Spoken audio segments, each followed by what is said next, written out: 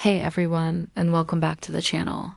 Today, I want to share a story that I think a lot of people might connect with, either because you've lived it or you've seen a friend go through it.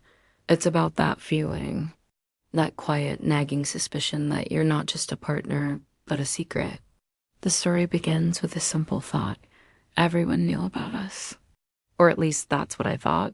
Imagine this. You've been with someone for a year. He's charming, he's kind, the kind of guy everyone just instantly likes. You feel like you're part of his life, but then you start noticing little things. His friends host barbecues, dinners, birthday parties. You see the photos later on social media. All the guys are there, their girlfriends are there, their wives are there. Everyone is there. Except you. When you ask him about it, he just smiles that disarming smile and says, "Oh, it's just the boys tonight." You wouldn't enjoy it anyway. And at first, you believe him. Maybe you even tell yourself you wouldn't enjoy it. You don't want to crash a guy's night.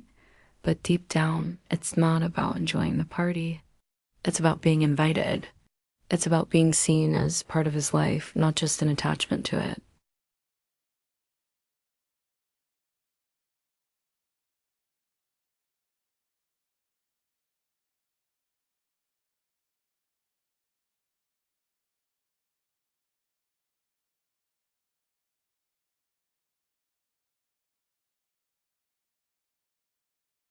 But these logical reasons start to crumble when you realize that somehow every other girl seems to be invited.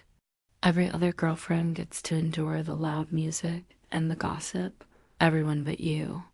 And when you finally build up the courage to bring it up, to voice that hurt, what happens? He sighs, that heavy, tired sigh, as if you're bringing up the same old boring problem again. And then he delivers the line that is designed to shut you down completely. You always overthink things. That's the part that hurts the most, isn't it? It's not just about being left out anymore. It's about being made to feel like you're crazy for even noticing. You're not just excluded. Your feelings are invalidated. You're the one with the problem, not his behavior. One weekend, the situation came to a head.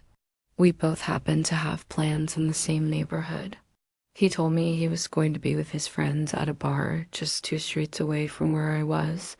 As fate would have it, my plans finished up early. So I sent him a quick text trying to be casual. "Hey, I'm done early. Maybe I'll stop by for a bit just to say hi." I watched the screen, waiting for the little dots to appear. He took a while to answer. And when he finally did, the message was cold. "It's just guy talk tonight." You'd be bored. Something inside me just cracked. It was the same excuse, but this time it felt different.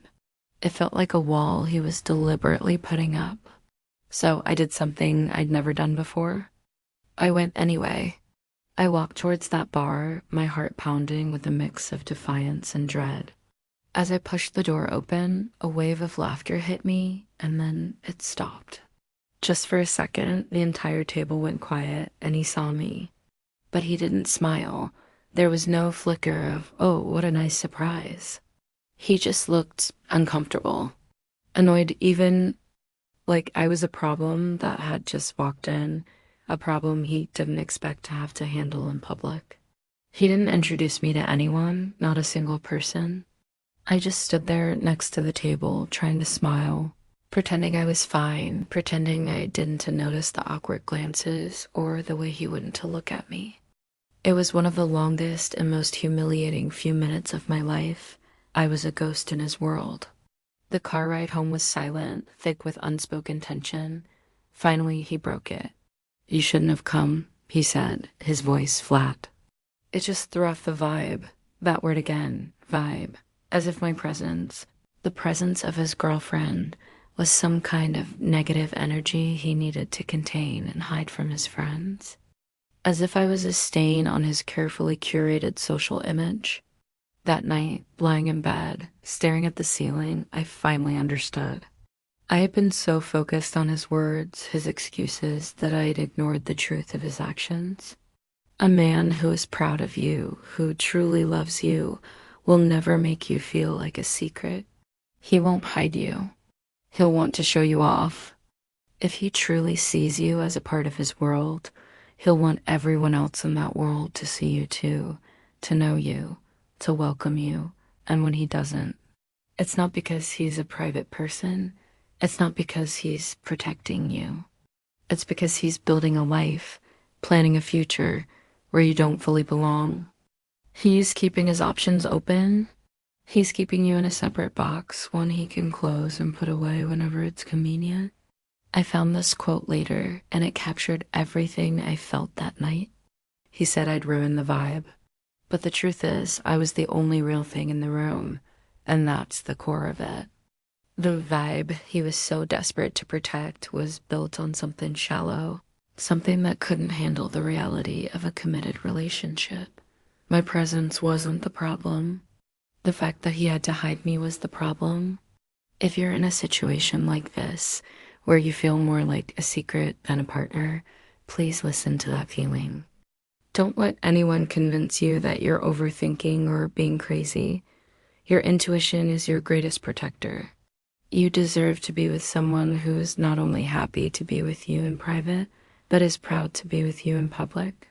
Someone who doesn't just tell you that you re part of their world, but actually opens the door and invites you in. You deserve to be seen, to be celebrated, and to never, ever be someone's convenient secret.